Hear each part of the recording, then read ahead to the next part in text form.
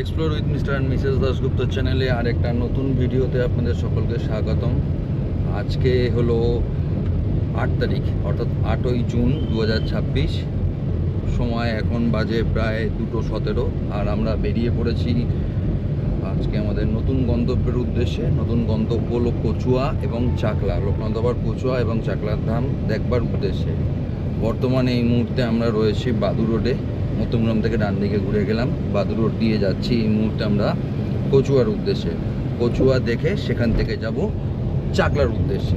যা থাকবে আমাদের এই সম্পূর্ণ ভিডিও, চলুন দেখতে থাকুন আমাদের নতুন এই ভিডিওটি। আমরা প্রথমে কচুয়ার বদলে চলে গেছিলাম চাকলার উদ্দেশ্যে। যদি চাকলাধাম যেতে হয় আপনাদের, তাহলে শিয়ালদা বনগাঁ লাইনের ট্রেনে গুমা স্টেশনে নামতে হবে। সেখান থেকে 35 থেকে 40 টাকা টোটো বা অটো ভাড়া নেবে, আপনাদের মন্দিরের সামনে একেবারে পৌঁছে দেবে। কচুয়াধাম যেতে হলে পরে শিয়ালদা হাসনাবাদ লাইনের ট্রেন ধরে আপনাদের পৌঁছাতে হবে কাকড়া মির্জানগর হল্টে। সেখান থেকে টোটো বা অটো মারফত আপনারা পৌঁছে যাবেন কচুয়া ধামের উদ্দেশ্যে। Hasnabad 42 kilometre, Basirhat 30 kilometre, Barasat Basirhat Hasnabad road.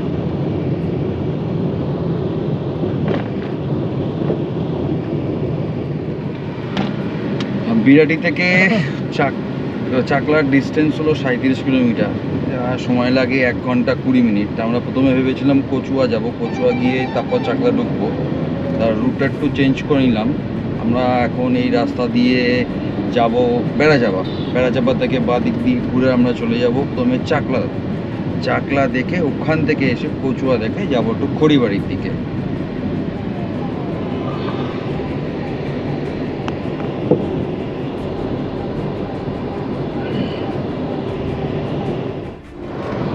Hasnabad 37, Basirhat 22, Berachampa 2, আরও এখন 2 কিলোমিটার আমাদের যেতে হবে।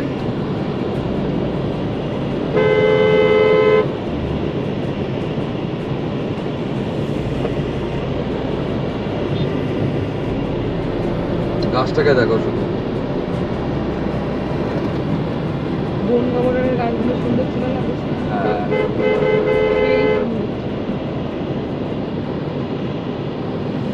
আমার বনগাঁওটা গিয়ে লাভ নেই, হয়তো দেখতে যাব কোনো খবরের চ্যানেল বলে দেবো এই যে রোহিঙ্গারা পালিয়ে যাচ্ছে।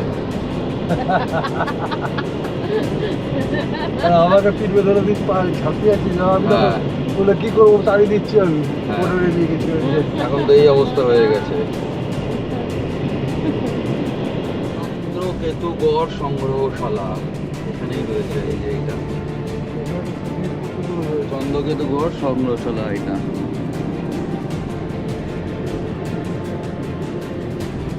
এই আমরা বাদিকে ঢুকে গেলাম চাকলা, এখান থেকে 8 kilometre distance. Continue on Barchampa, Habra Road for 4 kilometers.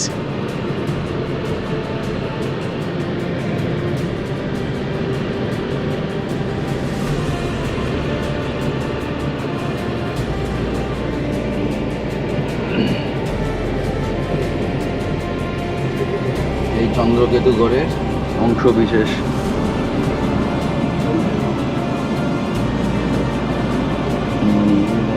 এই রাস্তা দেখিয়ে তো, এটা আপাতত দেখিয়ে দিই আপনাদের বাইরে দিয়ে, ফেরার সময় নেমে একটু দেখিয়ে দেবো। এটা প্রায় 2500 বছর পুরনো একটি রাজবাড়ির অংশ বিশেষ।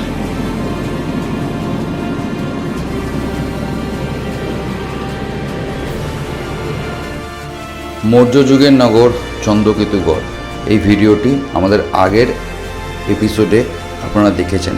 যদি না দেখে থাকেন তাহলে এই ভিডিওর আই বটনে এবং ডেসক্রিপশানে তার লিঙ্ক দেওয়া থাকলো, সেখান থেকেও আপনারা এই চন্দ্রকেতুগড় সম্পর্কিত ভিডিওটি দেখে নিতে পারবেন। পথে যেতে যেতে আপনাদের জানিয়ে রাখি, লোকনাথ বাবা অর্থাৎ লোকনাথ ব্রহ্মচারীর জন্ম 18ই ভাদ্র 1137 বাংলার এবং 31শে আগস্ট 1730 ইংরাজির কচুয়া গ্রামে, এবং তার তিরোধান দিবস হলো 19শে জ্যৈষ্ঠ 1297 বাংলার এবং 1 জুন 1980 ইংরাজির। উনি 159 বছর বয়সে তিরোধান করেছিলেন। বারদি গ্রাম, ঢাকা, বাংলাদেশে ওনার তিরোধান হয়েছিল। পিতার নাম রামনারায়ণ ঘোষাল ও মাতা নাম ছিল কমলা দেবী, আর ওনার গুরুদেবের নাম ছিল ভগবান Ganguly. Turn left, then your destination will be on the left. এই যে গেট,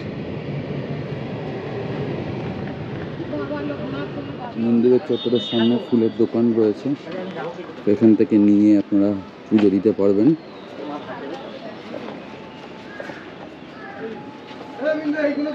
মালা কত? ওই ডালার মধ্যে মালা দিয়ে গুছিয়ে দেবো। কত পড়বে? আমাদের ডালা মালা দিয়ে নিলে 260 টাকার মধ্যে পাবে, 360 টাকার ডালার মধ্যে পাবে। 2 টাকার দিন একটা হাতটা দেবেন। হাত দাও।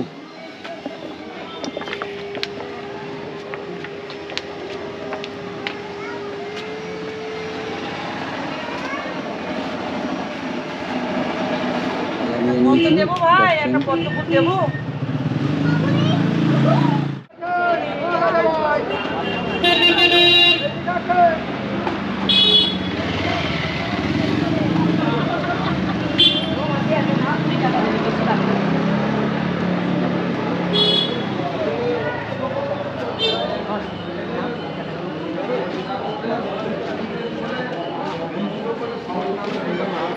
না না লাগবে না, মালা নিয়েছি আমরা, মালা নিয়েছি, অনেকগুলো নিয়েছি।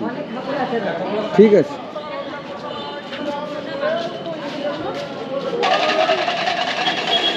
এই হলো মেন মন্দির, সামনে লেখা আছে লোকনাথ বাবার জন্মস্থান মহাতীর্থ চাকলাধাম।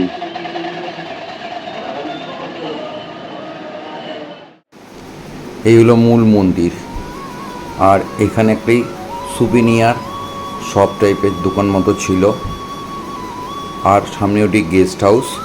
আর এই ডান দিকের রাস্তা দিয়ে বাথরুমের দিকে যাওয়া যায়, টয়লেটের দিকে, এবং ওখানে কিছু দোকানপাটও ছিল।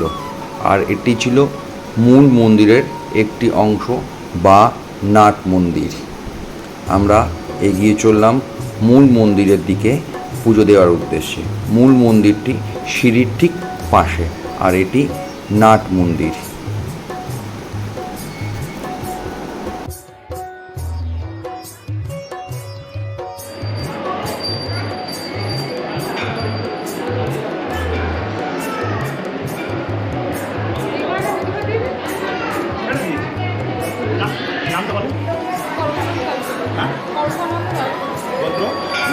গোত্র।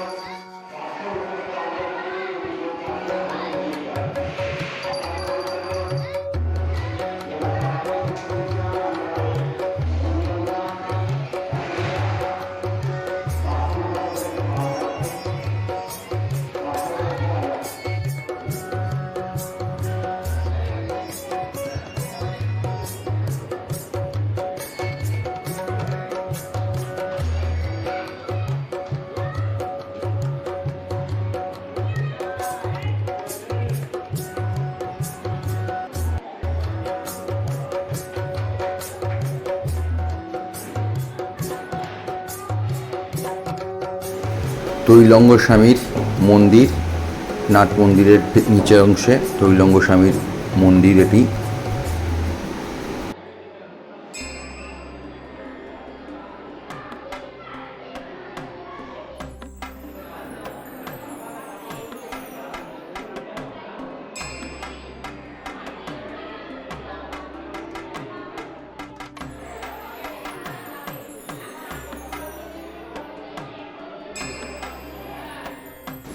শ্রী শ্রী বেণী মাধবের মন্দির, এটিও নাট মন্দিরের নিচের অংশে ছিল।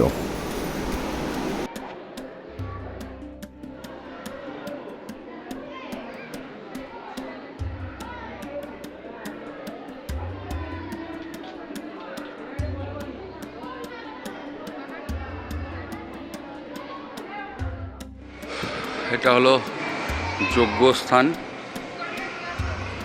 এই যজ্ঞস্থান, এখানে যজ্ঞ করা হয়।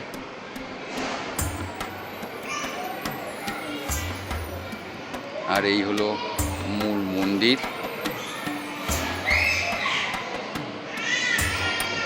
আর এই মন্দিরের ভেতর তো দেখালাম, এখানে বেনি মাধব, শ্রী বেনি মাধব, লোকনাথ ব্রহ্মচারী। আর দাও, গোটাই দাও। এখানে তুলসী গাছ, আর এখানে ধূপ ধুনো যা দেওয়ার সেটা এখানে দিতে হবে। আর যেটা বলছিলাম, এই যে মন্দির দেখালাম, এখানে তৈলঙ্গ স্বামী, বেনি মাধব এবং লোকনাথ ব্রহ্মচারী রয়েছে। উপরেও 3টে রয়েছে মন্দির, তা উপরের দিকে গিয়ে সেটা দেখাচ্ছি।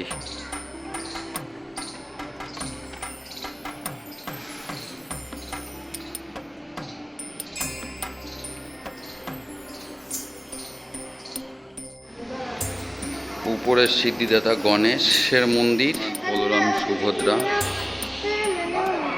শিব পার্বতী রয়েছে। মন্দির প্রাঙ্গণ থেকে চলে যাওয়ার আগে আপনাদের আরেকবার চাকলাধামে বাবা লোকনাথের মূর্তিটি দেখিয়ে দিই। চাকলা দেখে বেরোলাম। ভেতরে পুজো দেওয়ার 2টো পদ্ধতি শুনলাম। সেটা 1 নম্বর পদ্ধতি হলো সেটা হলো যে সামনে যে মূর্তি রাখা আছে সেই মূর্তির মধ্যে আপনি পুজো দিতে পারবেন, তার জন্য আলাদা দক্ষিণা, যেটা আপনার ইচ্ছা সেটা আপনি দিতে পারবেন। আর দ্বিতীয়টা হলো মন্দিরের ভিতরে, মানে যেখানে লোকনাথ বাবার মূর্তি আছে সেখানে গিয়ে পুষ্পাঞ্জলি দিয়ে পুজো দেওয়ার নিয়ম। যিনি পুরোহিত বলছিলেন তিনি বললেন সেই পুজো দেওয়ার জন্য পার হেড 100 টাকা করে লাগবে মূর্তির সামনে গিয়ে পুজো দেওয়ার জন্য। আপনারা দেখলেন যে আমরা বাইরেই পুজোটা দিয়ে নিলাম এবং ভেতরে যে মন্দিরগুলো আছে মূল মন্দিরের পাশে, নাট মন্দিরের ভেতরে, সেগুলো দর্শন করালাম। এবার আমরা চাকলা থেকে বেরিয়ে যাচ্ছি কচুয়ার উদ্দেশ্যে। চাকলাধাম থেকে কচুয়াধামের দূরত্ব সড়ক পথে 14 কিলোমিটার পথ। যদি রেলপথে কচুয়াধামে আসতে চান তাহলে শিয়ালদা হাসনাবাদ লাইনের ট্রেনে কাকড়া মির্জানগর হল্টে নামতে হবে। সেখান থেকে অটো বা টোটোর মারফত আপনারা এখানে আসতে পারবেন। চলে আসলাম কচুয়াধামে। এবার মন্দিরের দিকে যাব। এই পার্কিং লট, এখানে গাড়ি রাখতে হবে এনে। আর এই সামনে মন্দির, এখানে বাইকের জন্য 10 টাকা, 3 চাকা 20 টাকা, 4 চাকা 40 টাকা, আর বড় 4 চাকা 50 টাকা, সেটা 7 সিটার। আর 8 সিটারের জন্য 100 টাকা পার্কিং চার্জ। এই সামনে মন্দির, এবার মন্দিরের দিকে যাব।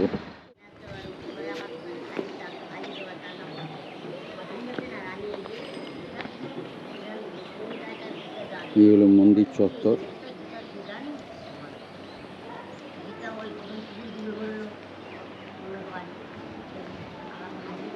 ভেতর দিয়ে মূল মন্দিরে ঢোকার জায়গা, পাশ দিয়ে একটা গেট রয়েছে।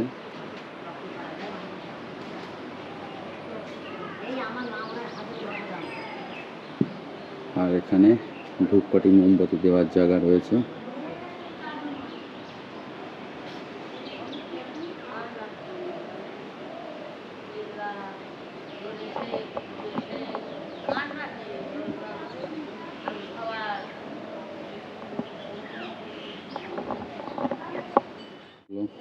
বাবার দুধ পুকুর।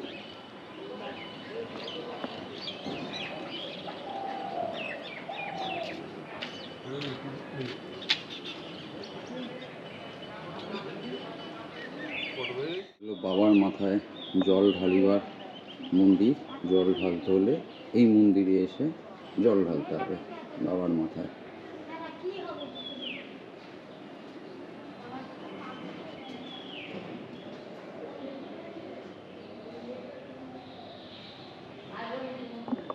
এবার যাব মূল মন্দিরের দিকে দর্শন করতে।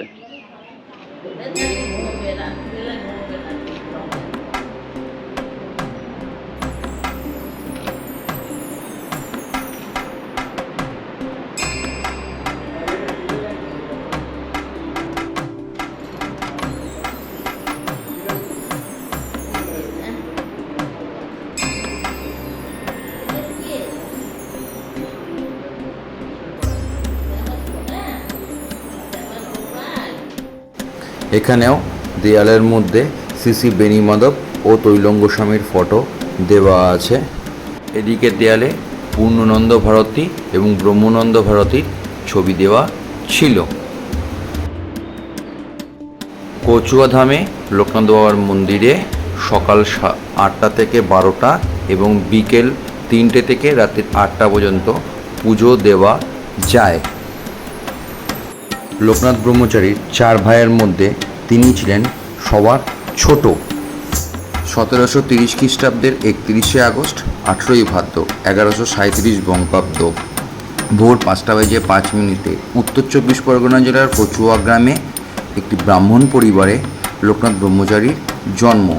লোকনাথ ব্রহ্মচারীর জন্মস্থান নিয়ে একটি বিতর্ক রয়েছে, কচুয়া না চাকলা এই বিষয়ে। উপনয়নের জন্য লোকনাথ ব্রহ্মচারী এবং বেণীমাধব বন্দ্যোপাধ্যায় ভগবান গাঙ্গুলি অর্থাৎ আচার্য গাঙ্গুলির শিষ্যত্ব লাভ করেন 11 বছর বয়সে। এরপরে আচার্য গাঙ্গুলি দুজন বালককে বেদোক্ত এবং বিধিমত নৈষ্ঠিক ব্রহ্মচারী হয়ে গৃহশ্রম ত্যাগ করেন। গৃহত্যাগের পর 1148 খ্রিস্টাব্দ, ইংরাজির 1741 সালে তাদেরকে নিয়ে ভগবান গাঙ্গুলি চলে আসেন কালীঘাটের শক্তিপীঠে।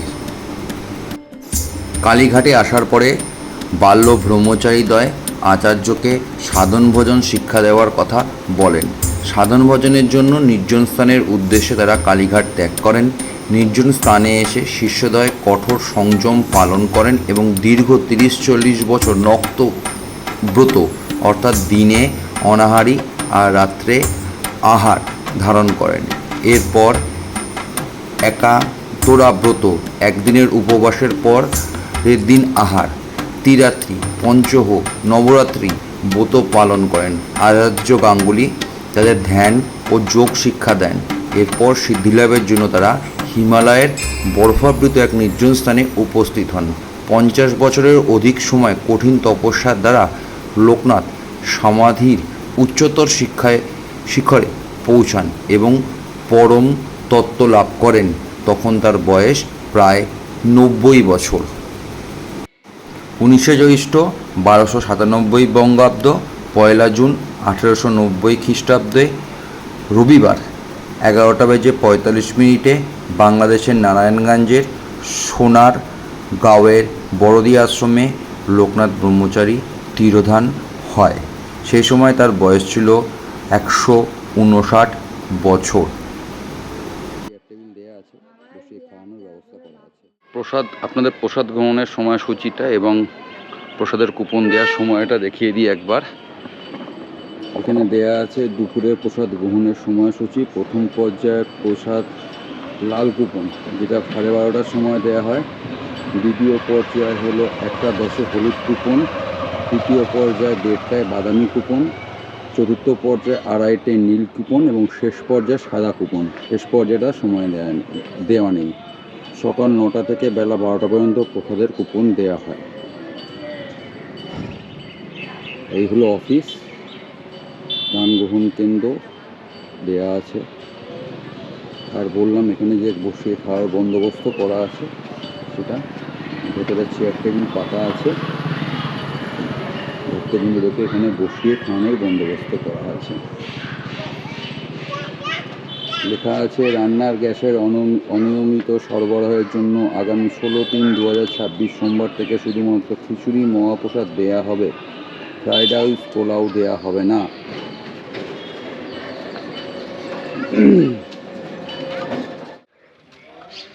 যেখানেই যাবে সেখানেই পাতা নিয়ে দাঁড়িয়ে পড়বে টেস্ট করার জন্য। সে পাহাড় হোক কি সমুদ্র, এমনই একটা জিনিস। ঠিক আছে, জল দেবো একটু, আর ঝাল দেবো? আমাকে জল না, ঝাল দেবো? ঝাল না।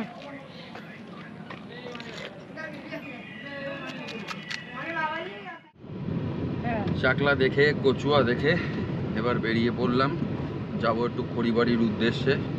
তো ভেরির সামনে সন্ধেবেলা কাটানোর জন্য। চলুন যাওয়া যাক সেই দিকে। একটা সুন্দর সূর্যাস্তের সাক্ষী থেকে আমরা এগিয়ে চললাম খড়িবাড়ির উদ্দেশ্যে, কিন্তু আমরা খড়িবাড়ি যেতে পারিনি, পথে বৃষ্টি নামে। তার জন্য আমরা এই চাকলা কচুয়া থেকে খড়িবাড়ি না গিয়ে চলে যাই আমাদের বাড়ির উদ্দেশ্যে। এই ছিল আমাদের চাকলা এবং কচুয়াদাম ঘোরার ভিডিওটি। যদি আমাদের এই ভিডিওগুলি আপনাদের ভালো লেগে থাকে তাহলে অবশ্যই আমাদের চ্যানেলটি সাবস্ক্রাইব করবেন এবং বেল আইকনটি প্রেস করে দেবেন, যাতে আমাদের চ্যানেলে নতুন কোনো ভিডিও আসলে তার আপডেট আপনাদের কাছে পৌঁছে যায়। আর পারলে এই ভিডিওগুলি আপনাদের বন্ধুবান্ধব আত্মীয়স্বজনের সঙ্গে শেয়ার করবেন এবং আমাদের সাথে থাকবেন। আজকের মতো বিদায় নিচ্ছি এই ভিডিও থেকে। দেখা হচ্ছে পরবর্তীকাল ক্ষেত্রে অন্য কোনো ভিডিওতে, অন্য কোনো ভ্রমণের জায়গা নিয়ে। আজকের মতো explore with mister and Mrs Dasgupta channel signing off.